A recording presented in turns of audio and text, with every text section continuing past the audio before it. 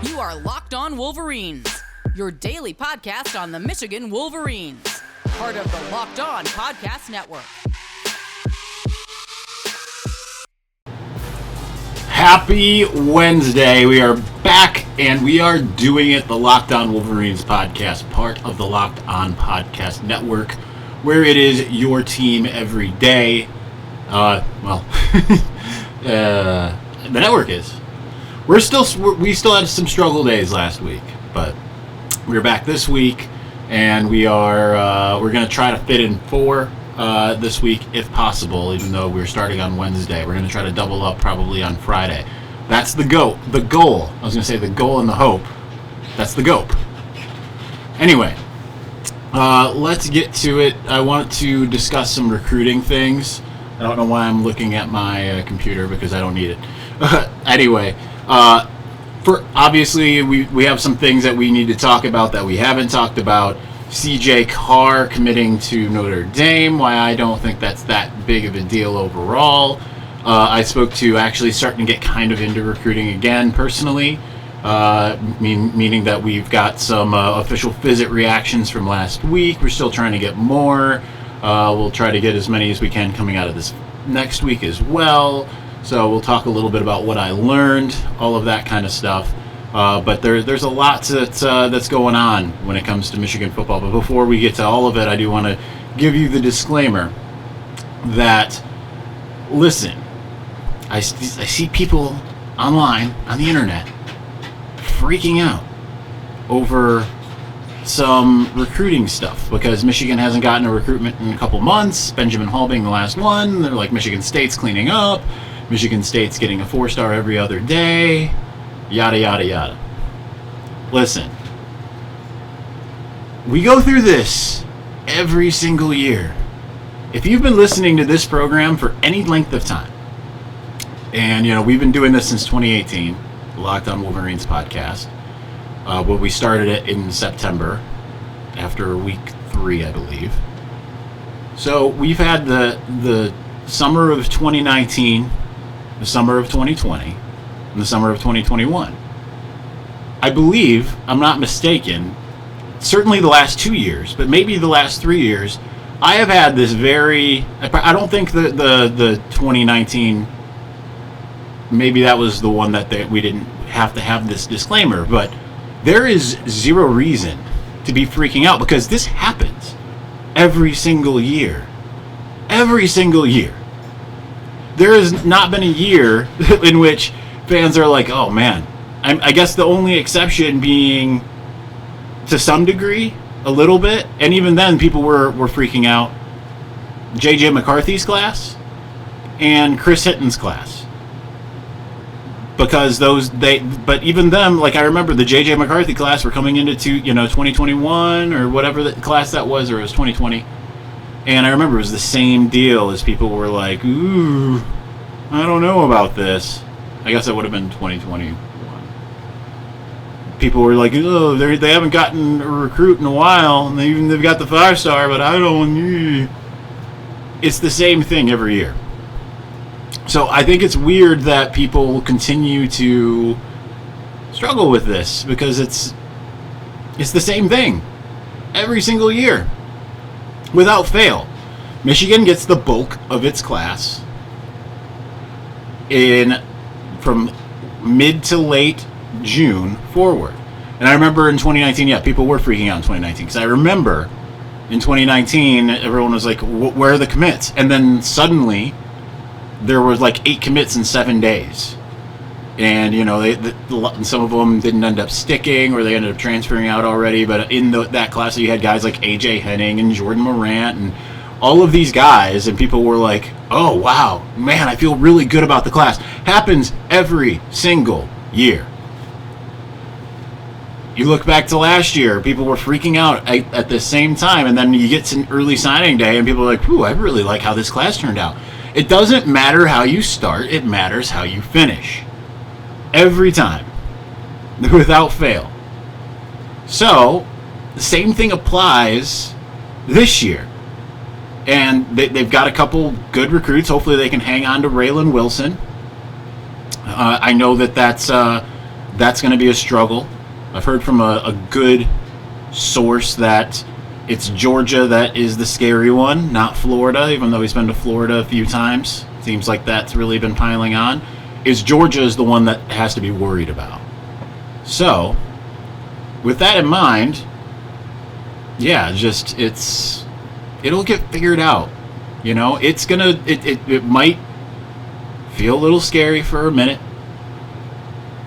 but they've got a lot of different guys that are certainly going to be in the mix. Some of them are ones that, like, and here's the other disclaimer. Let me back things up for a second.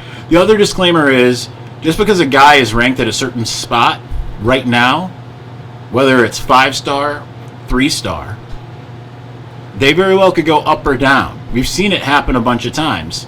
I believe at this time last year, Mason Graham was a 3-star, and then by the time that he committed, he was a 4-star. Or by the time, not the time he committed, but the time the class was done, he was a 4-star, and everyone's like freaking out about the idea of him maybe defecting to Washington. At the same time, Keon Sabb at this time was a 5-star. He ended up being a 4-star. So it can change, right?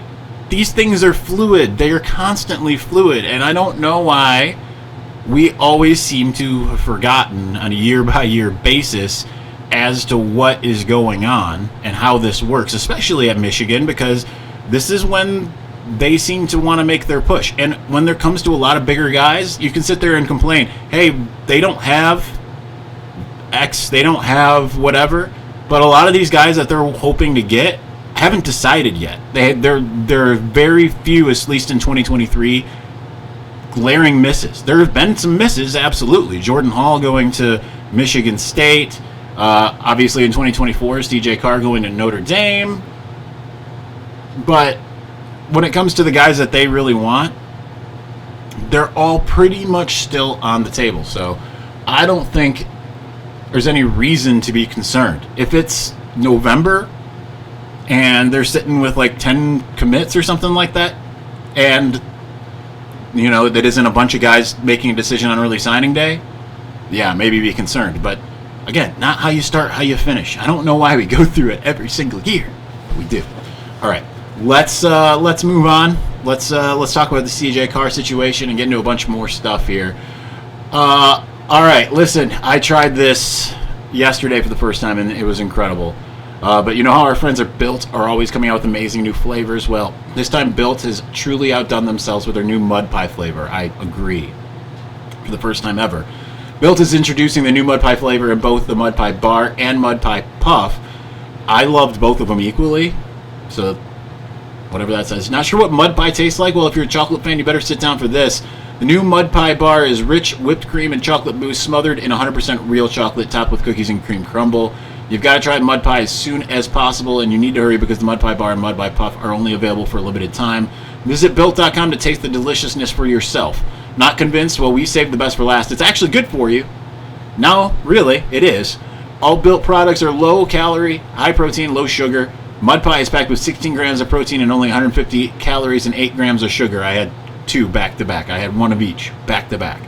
So, good meal replacement situation as well. It's like your mom baked the most deliciously creamy chocolate mud pie and wrapped it up just for you. Mud pie bars and puffs are available at Built.com right now, but they're going fast because they are delicious. Like all Built bars, are covered in 100% real chocolate. That means they're healthy and tasty. What's great about Built is that all their bars are made with collagen protein, which your body absorbs more efficiently and provides tons of health benefits. Eat something that tastes good and is good for you. You're going to love the new Mud Pie Built Bar and Built Puff. Whether you need a snack for your workout, a late night treat, or just need to grab a quick bite, Built is the perfect protein bar, and they taste better than a candy bar. Chocolate mousse, whipped cream, cookies and cream crumble. Stop drooling. Get to Built.com. Order your box of Mud Pie bars and puffs now. You won't regret it. Go to Built.com. Use the promo code LOCK15. Get 15% off your order. That's promo code LOCK15 for 15% off at Built.com.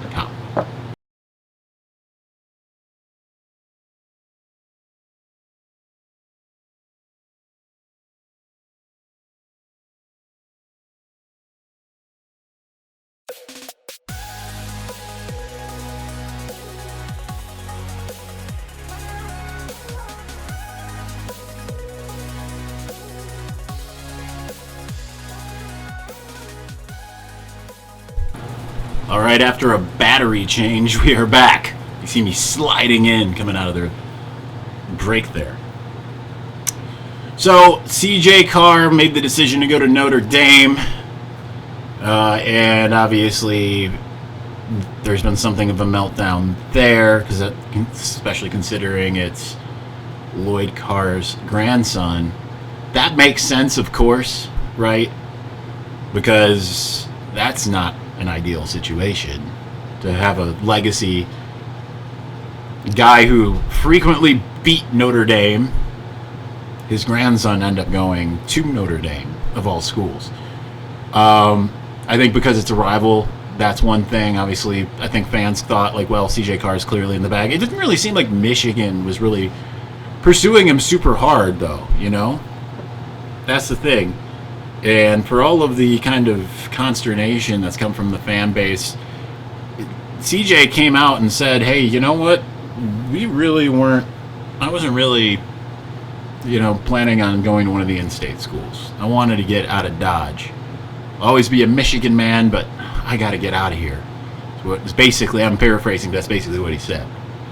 So, it is what it is, and it sounds like he might reclassify to 2023. It's never a good thing. Let's just face facts. It's never a good thing to lose a 5-star in your backyard, one that's the grandson of a longtime head coach and a guy who's still around the program. No, that's not good. But sometimes just it doesn't matter what how many ties a kid has. They want to forge their own legacy. Think about the Mallory kid who ended up going to Miami. That was a similar situation. He was a 4-star, of course. That sometimes that's just how it goes. That's just the way the news goes, in the words of Rick and Morty, Rick Sanchez there. But no, it's not an ideal situation, of course. But it isn't the end of the world. It'll happen from time to time. If Michigan can get Dante Moore, then in a way, no harm, no foul, and just as much if Michigan can get Jaden Davis, who last week was another 5-star. Some consider him to be the best quarterback in the 2024 class. He's already got a prediction that he'll come to Michigan by one of the 3 services. I don't remember which. He was at a camp in Las Vegas wearing Michigan shoes and a Michigan towel. Michigan's working really hard on him, the South Carolina prospect. I think it's South Carolina. And so with that in mind, yeah, sometimes, guess what? You win some, you lose some, and if Michigan ends up getting a guy that's kind of the same caliber, then cool. But you know what? Not every school is going to get every guy. And the thing that sucks, of course, is quarterback's the most important position. It's a 5-star. It's been very rare that there's been 5-stars coming out of the area. So yeah, you want to go and get the 5-stars that are in your area. But at the same time, just get a good player. If you can get a guy that's equal or you like it just as much, and if it seems like Michigan wasn't really that into him, then it is what it is. And especially if I'm not trying to justify it. You know what I mean? I'm not trying to be like, oh, Michigan wasn't that into him. I'm not making excuses here. I'm saying these are all things seem to be true. Michigan wasn't that into him. He also wasn't going to play. He didn't want to play in state. Okay. So go and get a guy that you want that can be really good. And hope that works out. Michigan likely won't play against him lest they meet Notre Dame in the playoff or a bowl game. So really no harm, no foul. Get Dante Moore. Get Jaden Davis. Get whoever else that you can to fill out this class. I'm like leaning over if you're watching the video because the microphone just will not stay up. I don't know what. It was doing fine all day as I worked on music stuff. All right, there we go. Hopefully it stays up here. So I'm not hunched over. See, you get a little extra when you're watching on video. But kudos to the old school podcast listeners instead of the watchers. Anyhow, so yeah, it's not ideal. It is what it is. Move on. There's other fish in the sea, so to speak. And Michigan seems like it's in it for one of the big fish. So that's super good news, you know what I mean? All right, so let's start in on some of the guys that I talked to, and just kind of my general impressions, as well as just kind of things I've heard from going from there. And we'll probably do a lot of touch them all here because we got half of this segment and then a full next segment before we whatever. But well, you know what? Let's just do it in the next segment because we've been going for about 5-6 minutes, so we'll finish out with that in segment 3. And talk about the guys that I spoke to, how I feel about them, and all of that. So that coming up, and that will close us out.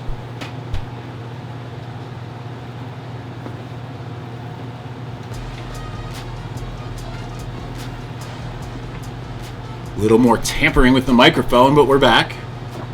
We're doing it. Anyway, so I spoke to, I think, 4 or 5 guys. I'd have to double check here. Let's get this pulled up so I know that where we're at here. Yeah, so I spoke to Caden McDonald, to Paul Mubanga, Frederick Moore, Logan Howland, Christopher Terrick. So those 5 guys. So let's go through. The big one being Caden McDonald, the defensive tackle from Georgia. He's from North Gwinnett, and he was awesome. He was an awesome guy to talk to.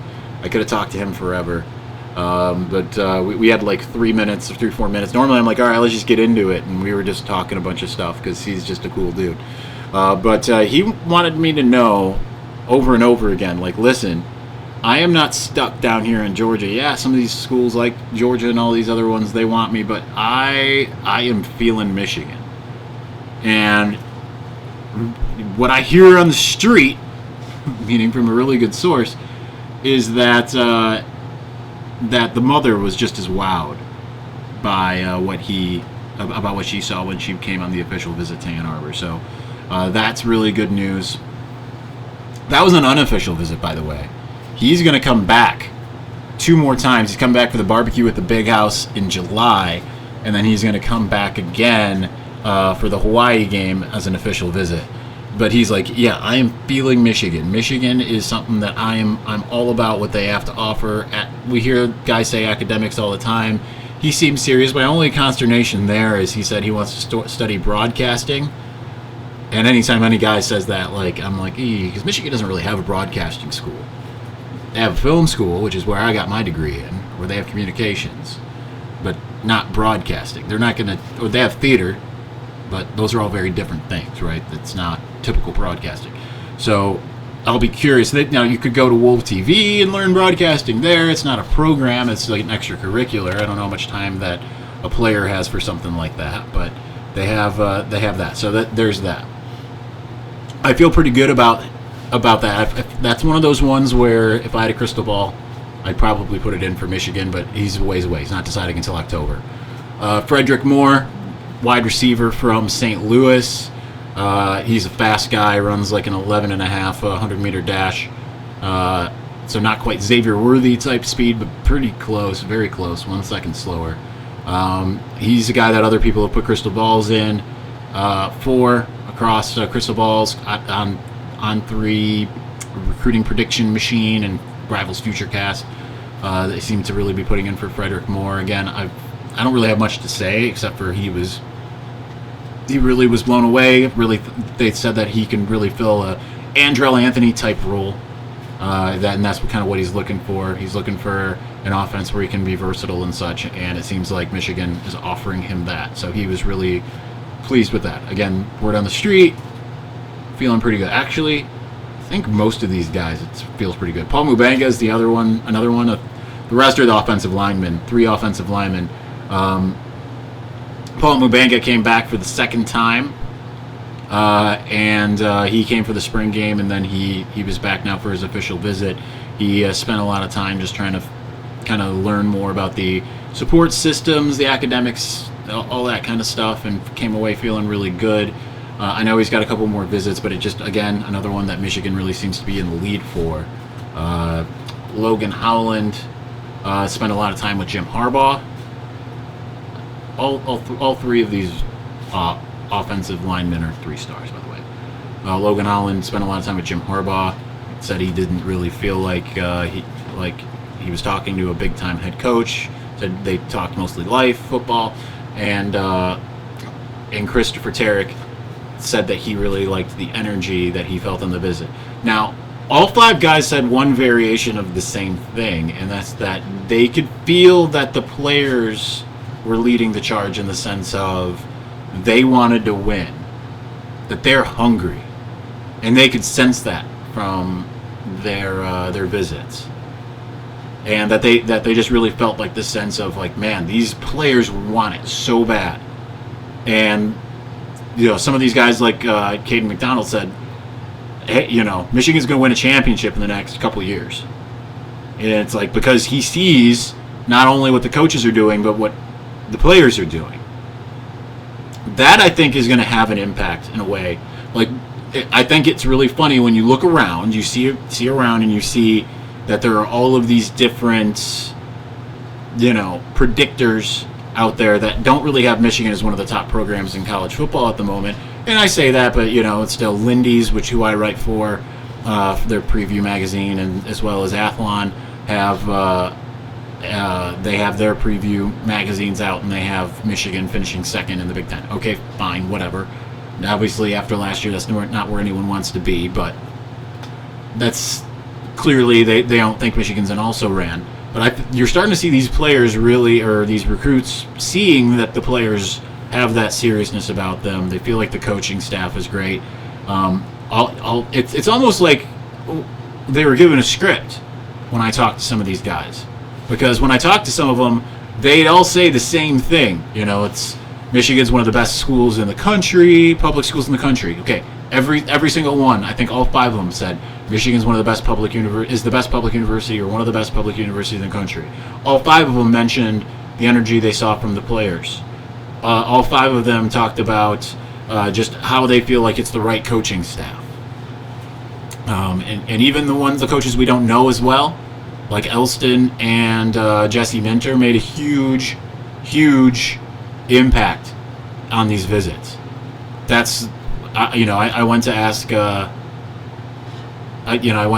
and Sherwin Moore too, because I asked Frederick more about Ron Bellamy. He's like, yeah, I got a relationship with Ron, but let's talk about Sherwin Moore. I asked about Mike Elston to Caden McDonald. He's like, yeah, we'll talk about Mike in a moment, but I really, really, really like Jesse Minter. So everyone kind of has the same thing, and every time that I've noticed in my years of covering recruiting, almost always when players are almost spouting what sounds like program propaganda, it's almost always good news for the Wolverines. All right, that's going to do it for us today. Tomorrow we're going to go back to the mailbag that we didn't do last week. So we'll do that, and we'll go from there, and then we'll probably start on the defensive ends and defensive line as separate podcasts on Friday, unless there's other news that we need to talk about.